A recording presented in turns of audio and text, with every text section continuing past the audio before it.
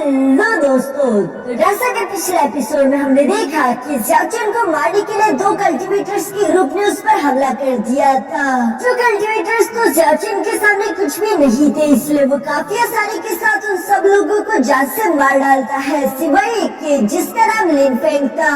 ज़्याओचेन उसे हराने के बाद उसे सारी सच्चाई पूछ लेता है, जिस पर लिनफेंग ने बता दिया था कि कैसे ट्रायंट वैली के एंसेस्टर तुम्हें जान से मरवा देना चाहते हैं, जिसके लिए उन लोगों ने मिलकर एक सुपर अलायंस भी बनाई है। ज़्याओचेन ये सुनकर लिनफेंग से कहता है कि जाकर उन सारे के सारे लोगों को बता दो कि मैं उन सब लोगों को एक ही बार फाइट में चैलेंज करता हूँ, क्योंकि मैं हमेशा इस तरह से भागता तो नहीं रह सकता। जिस पर हम देखते हैं कि लिनफेंग तो काफी ज्यादा सरप्राइज हो गया था, लेकिन वो ज़्याओचेन के कहे मुताबिक बिल्कुल ऐसा ही करता है। दूसरी तरफ हम देखते हैं कि हर रास्ते में ज़्याओचेन की मुलाकात मॉन्क यीजिन से भी हो चुकी थी, जो कि अपने बड़े भाई की बॉडी को उठाकर यहाँ सो डीमन से बचने की कोशिश कर रहा था, जिससे ज़्याओचेन कैसे कैसे सिचुएशन से निकाल लेता है। इसलिए हम देखते हैं कि मॉन्क यीजिन ने भी यहाँ पर ज़्याओचेन के ही ग्रुप को ज्वाइन कर लिया। जबकि पीछे की तरफ हम देखते हैं कि गुयान भी यहाँ पर ज़्याओचेन को मारने के लिए दोबारा से अपने हाथ को रीग्रो करने की कोशिश करता है, जिसके लिए वो अननाइन सेट की एक सीक्रेट स्क्रोल का इस्तेमाल कर रहा था। और इस फॉरबिडन स्क्रोल को इस्तेमाल करने की वजह से गुयान किसी मॉन्स्टर की तरह दिखने लगा है। अब आगे तो नेक्स्ट एपिसोड की शुरुआत में हम देखते हैं कि यहाँ पर वैली के अंदर फाइनल बैटल की तैयारियां चल रही थी, जहाँ पर सुपर अलायंस के सारे मेंबर्स इकट्ठा हो चुके थे।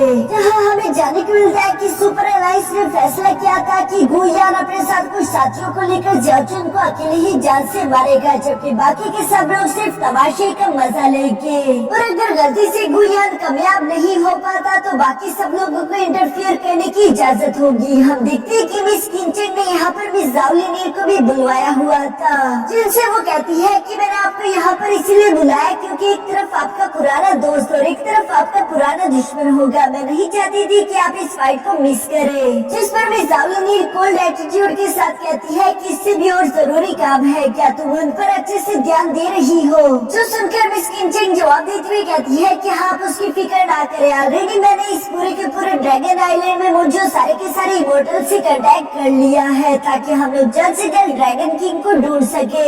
जिस पर मिस ज़ाओलिनीर भी उसे शाबाशी देती है। दूसरी तरफ मिस किंचन दोबारा सवाल करके पूछती है कि वैसे योर हाइनेस आपको क्या लगता है कि कौन जीतेगा, गुयान या फिर ज़्याओचेन? जिस पर मिस ज़ाओलिनीर तो कोई भी जवाब नहीं दे पाती, लेकिन दूसरी तरफ हम लोगों को यहाँ पर एक और न्यू लड़का दिखाया जाता है, जिसका नाम कार्टर था। वो भी मोटर शेडिंग के लेवल 4 का वॉरियर है, जो कि यहाँ काफी सारा एटीट्यूड के साथ बैठकर आग से खेलते हुए कह रहा था कि वैसे आखिर इतना सारा हंगामा क्यों मचा है, वो बस एक मामूली सा ह्यूमन वर्ल्ड से आया हुआ इंसान ही तो है। जो सुनकर सामने से लिनफेंग आ जाता है, जो कि कार्टर से कह रहा था कि तुम्हें ज़्याओचेन को बिल्कुल भी हल्के में नहीं लेना चाहिए, क्योंकि उसने अकेले ही यारोड और बारबेरियन को ऑलरेडी हरा दिया है, जबकि साथ ही साथ वो सब लोगों को एक साथ फाइट करने के लिए चैलेंज भी कर चुका। तो तुम सोच सकते हो कि उसमें कितनी हिम्मत है। ये सुनकर तो कार्टर उल्टा यहाँ लिनफेंग का ही मजाक उड़ाते हुए कहता है कि हाँ, और तुम्हारे भी उसने ऑलमोस्ट दांत तोड़ दिए थे, मैं आखिर ये बात कैसे भूल सकता हूँ? जो सुनकर तो लिनफेंग गुस्सा होते हुए कहता है कि कार्टर अपनी जबान पर लगाम लगाओ, वरना मुझे इसे काटना होगा। लेकिन कार्टर को उससे डर नहीं लगता, पर तभी अचानक उससे वैली की दूसरी तरफ से कोई आता हुआ दिखाई दिया, जो कि कोई और नहीं बल्कि ज़्याओचेन ही है। ज़्याओचेन यहाँ धीरे धीरे काफी कूल तरीके से वैली के अंदर इंटर हो रहा था, जैसे कि उसे किसी का भी खौफ नहीं।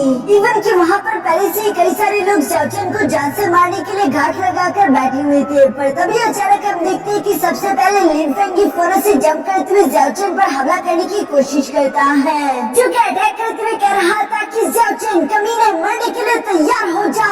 लेकिन दूसरी तरफ हम देखते हैं कि ज़्याओचेन फौरन से अपने स्पाइरल शील्ड का इस्तेमाल करते हुए उसके हमले को ब्लॉक कर लेता है, जो देखकर लिनफेंग ने यहाँ ज़्याओचेन के ऊपर एक बिल्डिंग गिराने की कोशिश करी, लेकिन इसका भी कोई फायदा नहीं हुआ, क्योंकि ज़्याओचेन आसानी के साथ उस बिल्डिंग को चीरते हुए यहाँ लिनफेंग की गर्दन पकड़ने ही वाला था, पर तभी अचानक लास्ट मोमेंट पे यहाँ ज़्याओचेन के सामने एक इनविजिबल शील्ड आ गई, जो कि ज़्याओचेन को ब्लॉक करते हुए पीछे की तरफ धकेल देती है। और ये किसी और ने नहीं बल्कि कार्टर ने किया था, जो कि फौरन से सामने की तरफ आते हुए कहता है कि तुम्हारा किलिंग ये इंटेंट तो काफी ज्यादा डेंजरस है, लेकिन ये मेरे सामने तुम्हारे किसी भी काम नहीं आएगा। जो कहती कार्टर ने फरोज से अपने साथियों के साथ मिलकर वहाँ पर एक फैंटम फॉर्मेशन प्रिजन बनाना शुरू कर दिया।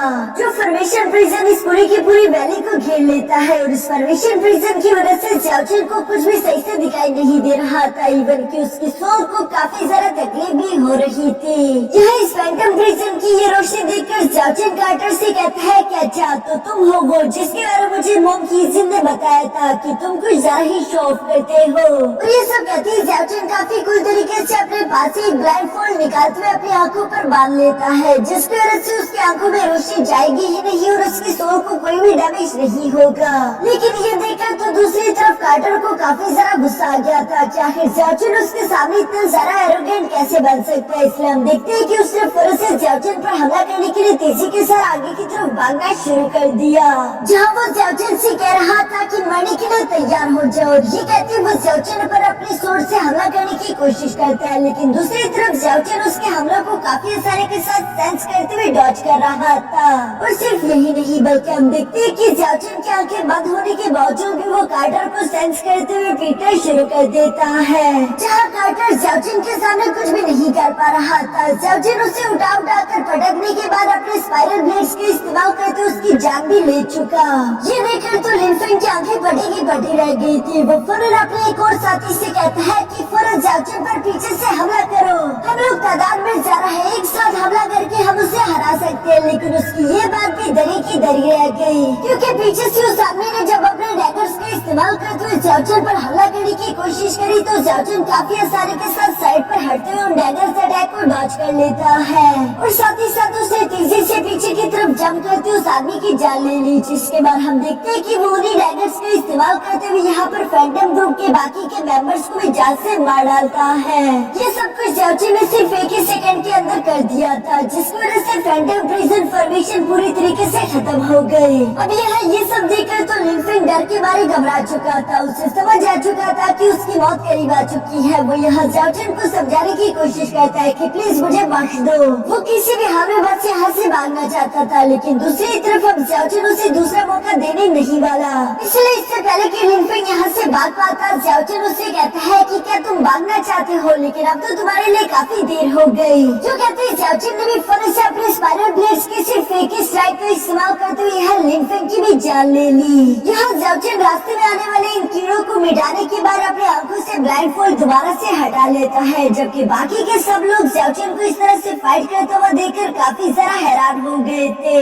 जबकि बर्बेरियन तो कह रहा था कि आखिर ये किस तरह के बेकार लोग हैं जो कि ज़ाओ को सिर्फ कुछ लम्हों के लिए भी रोक कर नहीं रख पाए, इनसे नकारा और कोई नहीं हो सकता। यारोड भी जवाब देते हुए कहते हैं कि फिक्र मत करो, अभी तक गुयान बचा हुआ है जो कि बहुत ही ज्यादा पावरफुल है। मुझे पूरा यकीन है कि ज़ाओ उसे कभी भी नहीं हरा पाएगा, क्योंकि ये तो सिर्फ इसकी गलतफहमी है। वहीं पर मौजूद वांग डोंग भी जवाब देते हुए कहते हैं कि वैसे ये लड़का ज़ाओ मुझे काफी ज्यादा इंटरेस्टिंग लगा है।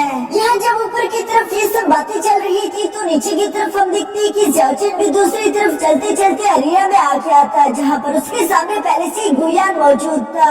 ज़ाओ आते हुए गुयान की तरफ देखकर कहता है कि गुयान, जैसा कि मैंने तुमसे वादा किया था, आज के दिन हम दोनों में से एक ही यहाँ पर जिंदा बच पाएगा। तो मैं आ चुका हूँ इस दुश्मनी को हमेशा हमेशा के लिए खत्म कर देने के लिए। जो सुनकर गुयान, जो कि पहले ही ज़ाओ से काफी ज्यादा गुस्सा था, वो अपने जख्मी हाथ से फौरन कपड़ा हटा लेता है, जो हाथ उसका स्नेक से मिलकर बना हुआ था। जिस हाथ को वो ज़ाओ की तरफ पॉइंट करते हुए कहता है कि ज़ाओ आज के दिन मैं खुद ही तुम्हारी जान लूंगा। ऊपर की तरफ सब लोग यहाँ गुयान का हाथ देखकर हैरान होते हुए कहते हैं कि आखिर ये गुयान के हाथ को हुआ क्या, ये हाथ कितना ज्यादा डिस्गस्टिंग लग रहा है। जिस पर वहीं पर मौजूद वांग डोंग जवाब देते हुए कहता है कि ये स्नेक हैंड है, जिसे यकीनन गुयान ने अंडर सेट के सीक्रेट स्क्रोल का इस्तेमाल करते हुए दोबारा से रीजनरेट किया होगा। इस सीक्रेट स्क्रोल को इस्तेमाल करने की वजह से यूजर की पावर कुछ देर के लिए इंक्रीज हो जाती है, जबकि साथ ही साथ उसकी जिंदगी भी थोड़ी सी कम हो जाएगी। यहाँ नीचे अरीना की तरफ मौजूद गुयान इस बात को अच्छे से जानता था, जहाँ पर वो अपने स्नेक हैंड का इस्तेमाल करते हुए फौरन से ज़ाओ पर हमला करते उसे हिट करके के पीछे पटक देता है और वो साथ ही साथ ज़्याओचन से कह रहा था कि बेशक इससे मेरी जिंदगी कम हो गई होगी, लेकिन फिक्र मत करो, मैं तुम्हें मारने से पहले खुद नहीं मरूंगा। जो सुनकर दूसरी तरफ ज़्याओचन काफी कूल तरीके से मलबे के अंदर से बाहर आते हुए कहता है कि ये तो अभी फाइट की शुरुआत है, वक्त ही बताएगा कि हम दोनों में से कौन सर्वाइव करता है। जो बात सुनकर तो गुयान ने इवल्स की तरह यहाँ जोर जोर से हंसना शुरू कर दिया। साथ ही साथ वो दोबारा अपने स्नेक हैंड्स का इस्तेमाल करते हुए ज़्याओचन पर हमला भी कर देता है। इस बार हम देखते हैं कि गुयान के हाथ में लगे वो स्नेक काफी ज्यादा बड़े स्नेक्स में ट्रांसफॉर्म हो गए थे, जो कि लगातार ज़्याओचन पर हमला करते हुए उसे पकड़ने की कोशिश करते हैं। दूसरी तरफ ज़्याओचन जो कि उन जायंट स्नेक से कैसे तैसे बचने की कोशिश कर रहा था, साथ ही साथ वो अपने मन में कहता है कि ये डिमोनिक स्नेक्स मेरे लिए मुश्किल क्रिएट कर रहे हैं, मुझे कुछ भी करके एक अपॉर्चुनिटी ढूंढनी होगी ताकि मैं गुयान के राइट हैंड पर हमला कर सकूं। यहाँ ये सब कहते हुए ज़्याओचन उन जायंट स्नेक्स के मुंह से बचने की कोशिश कर रहा था कि कहीं वो ज़्याओचन को निगल ना जाए। इसी रीजन के लिए हम देखते हैं कि ज़्याओचन को खुद को प्रोटेक्ट करने के लिए अपने स्पाइरल शील्ड का इस्तेमाल करना पड़ रहा था, लेकिन इसमें ज़्याओचन को काफी ज्यादा मुश्किल आ रही थी। इसलिए गुयान यहाँ पर इवल्स की तरह हंसते हुए कह रहा था कि मरो मरो मरो, तुम्हें आज के दिन मरना ही होगा। यहाँ ये सब कहते हुए गुयान लगातार अपने स्नेक्स की पावर्स को यूं ही इंक्रीज करता हुआ जा रहा था, लेकिन तभी अचानक सामने की तरफ हम देखते हैं कि ज़्याओचन ने अपने शील्ड का इस्तेमाल करते हुए स्नेक्स को साइड की तरफ धकेल दिया, जिसके बाद वो बिना एक लम्हा भी जाया करते हुए फौरन से यहाँ गुयान के सामने पहुँच गया। जहाँ हम देखते हैं कि वो फौरन से गुयान पर पंचेस की बरसात करना शुरू कर देता है, जिन पंचेस का इस्तेमाल करते हुए उसने गुयान को हिट करते हुए पीछे की तरफ पटक दिया, जिसके साथ ही ज़्याओचन फौरन से अपने गोल्डन मिस्टीरियस इंस्क्रिप्शन टेक्निक को भी एक्टिवेट कर लेता है ताकि वो अपने स्पाइरल ब्लेड्स की पावर को इंक्रीज कर सके। ऐसा करते ही ज़्याओचन फौरन से यहाँ गुयान के स्नेक हैंड पर हमला कर देता है, जो स्पाइरल ब्लेड्स गुयान के स्नेक हैंड को काटते उसकी बॉडी से अलग कर चुके। ये देखकर तो गुयान को काफी ज्यादा तकलीफ हो रही थी। वो दर्द से चिल्लाते हुए कहता है कि नहीं नहीं, मैं अपनी पावर्स को महसूस नहीं कर पा रहा, ऐसा नहीं होना चाहिए। लेकिन ये सब कहते हुए उसकी नजर ऊपर की तरफ ज़ाओलिन पर भी पड़ गई थी, जिसकी नजर में वो पहले ही खुद को काफी ज्यादा कमजोर दिखा चुका था, इसलिए उसे बहुत ही ज्यादा शर्मिंदगी भी होती है। इसलिए गुयान ज़ाओचन पर चिल्लाते हुए कहता है कि अब मैं तुम्हें किसी भी हाल में जान से मार कर ही रहूंगा। और ये कहते उसने फौरन अपने सेल्फ सैक्रिफिकेशन स्क्रोल को बाहर निकाल लिया, जिस फॉरबिडन स्क्रोल का इस्तेमाल करते हुए गुयान यहाँ पर अपनी बॉडी के अंदर डीमन की पावर को ला सकता है। लेकिन इसका सीधा सीधा मतलब यही है कि गुयान अपनी सोल भी डीमन के हवाले करेगा, जहाँ पर हम देखते हैं कि वो इस स्क्रोल को एक्टिवेट करने के लिए अपनी पावर्स का इस्तेमाल कर रहा था। चूँकि गुयान यहाँ ज़ाओचन से काफी बुरी तरीके से पिट चुका था, इसलिए उसकी एनर्जी कम बची हुई थी। वो इस स्क्रोल को एक्टिवेट करने की एनर्जी जुटा नहीं पाया, जो देखकर गुयान काफी ज्यादा परेशान हो जाता है। दूसरी तरफ हम देखते हैं कि ज़ाओचन ने भी फौरन से अपने स्पाइरल ब्लेड को एक्टिवेट कर लिया था और वो फौरन से गुयान की तरफ बढ़ते हुए कहता है कि चलो भी अपनी किस्मत को एक्सेप्ट कर लो, क्योंकि तुम ऑलरेडी हार चुके हो। ये कहते ही ज़ाओचन जैसे ही जंप करके गुयान की जान लेने की कोशिश करने वाला था, तभी अचानक हम देखते हैं कि किसी ने फौरन से बीच में इंटरफेयर करते हुए ज़ाओचन को पीछे की तरफ धकेल दिया, जो कि कोई और नहीं बल्कि गू फैमिली का ही जनरल था। इसे यहाँ पर यूँ अचानक से देखकर मिस ज़ाओलिन तो हैरान हो चुकी थी, लेकिन दूसरी तरफ मिस किंचिंग उससे बताना शुरू कर देती है कि ये गू फैमिली का प्रोटेक्टर है। गू फैमिली ने अपने यंग प्रिंस गुयान को प्रोटेक्ट करने के लिए इस प्रोटेक्टर को यहाँ पर भेजा होगा, लेकिन फिलहाल इसने यहाँ इस ड्रैगन आइलैंड पर आने के लिए अपनी पावर को सील करके रखा हुआ है, जो सुनकर मिस ज़ाओलिन को तो कोई समझ नहीं आता। इसलिए मिस किंचिंग उसे बताती है कि असल में इस आइलैंड पर आने की एक कीमत है।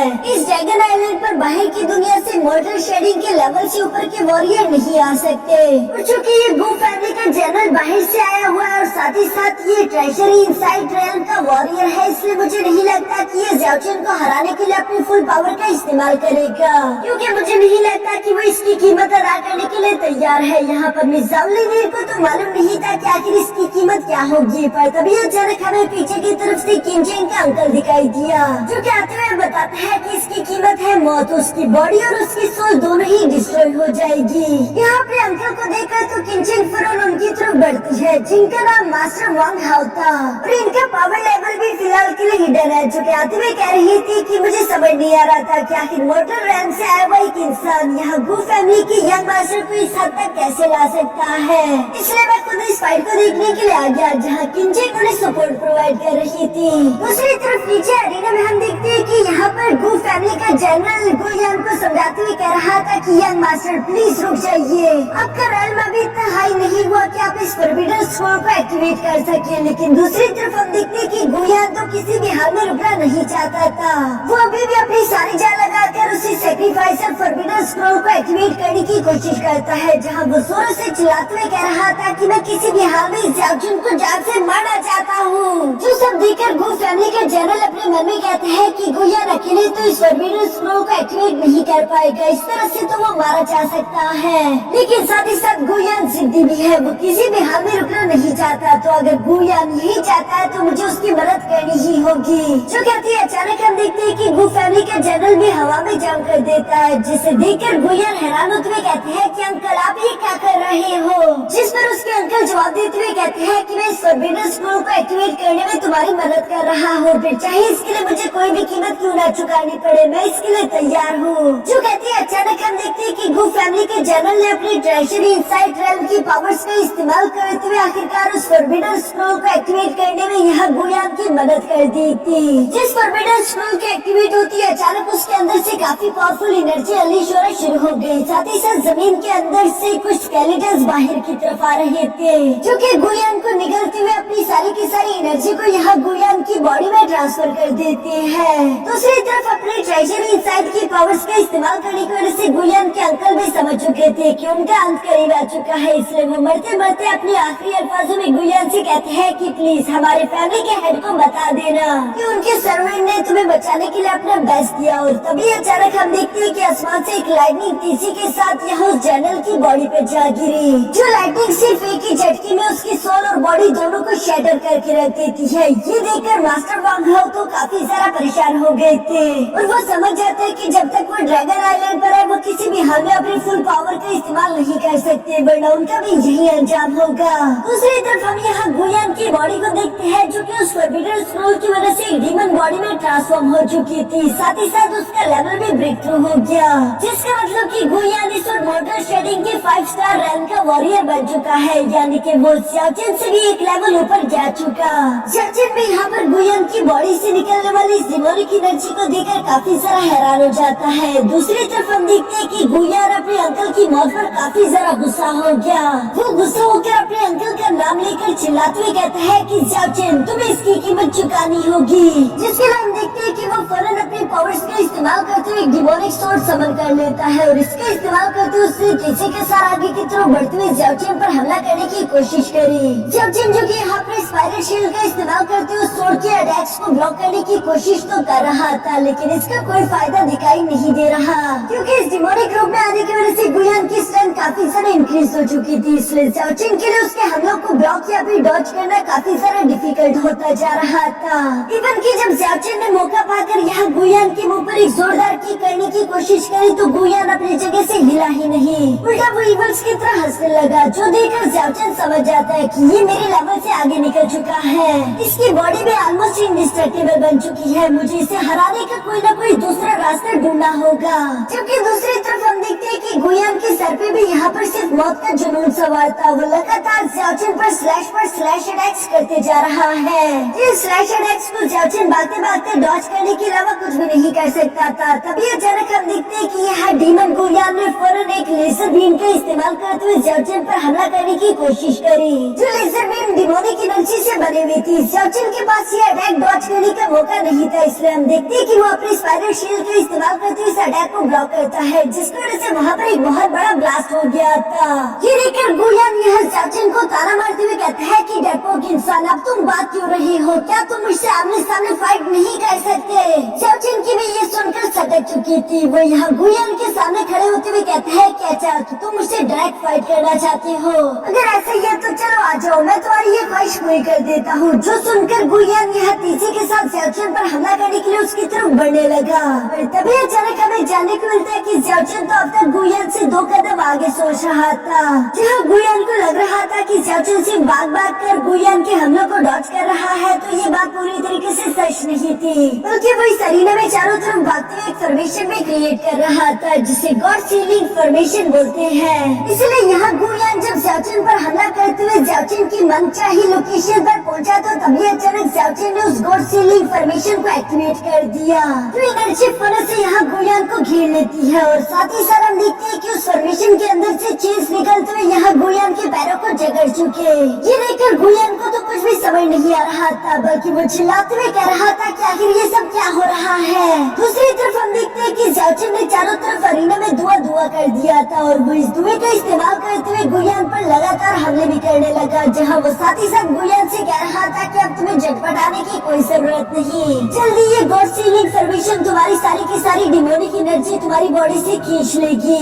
एक बार तुम्हारी एनर्जी एग्जॉस्ट हो जाए, उसके बाद मैं तुम्हें तुम्हारे ओरिजिनल फॉर्म में ले आऊंगा। यहाँ पर हम देखते हैं कि गुयान ये सब सुनकर चिल्लाते हुए कहता है कि नहीं, ऐसा नहीं हो सकता, और वो ज़ाओचन को ढूंढकर उस पर हमला करना चाहता था। लेकिन एक तो उसे धुएं की वजह से ज़ाओचन दिखाई नहीं दे रहा, दूसरी तरफ ये चीज लगातार उसकी एनर्जी भी खींचते जा रहे थे, जबकि तीसरा यहाँ ज़ाओचन भी लगातार गुयान पर हमला करते करते उसे कमजोर कर रहा था। जहाँ पर लास्ट अटैक का इस्तेमाल करते हुए हम देखते हैं कि ज़ाओचन ने गुयान को डिमोनिक बॉडी से बाहर पटक दिया, जिस वजह से गुयान वापस से ह्यूमन फॉर्म में आ जाता है, यानी कि ज़ाओचन ने गुयान को बुरी तरीके से हरा दिया था। ये सब करने के बाद गुयान यहाँ बाकी के सब लोगों की तरफ देखकर ऊंची आवाज में कहता है कि मैं ज़ाओचन तुम सब लोगों के सामने कसम खाता हूँ कि साइलेंट पर मुझे कोई भी मार नहीं सकता, और अगर तुम में से कोई भी मुझे मारने की ख्वाहिश रखता है तो मैं इस बात का भी वादा करता हूँ कि मैं उसे जिंदा नहीं छोड़ूंगा। मैं यानी कि ज़ाओचन तुम में से किसी को भी जान से मारने की ताकत रखता है। ज़ाओचन किसी डायलॉग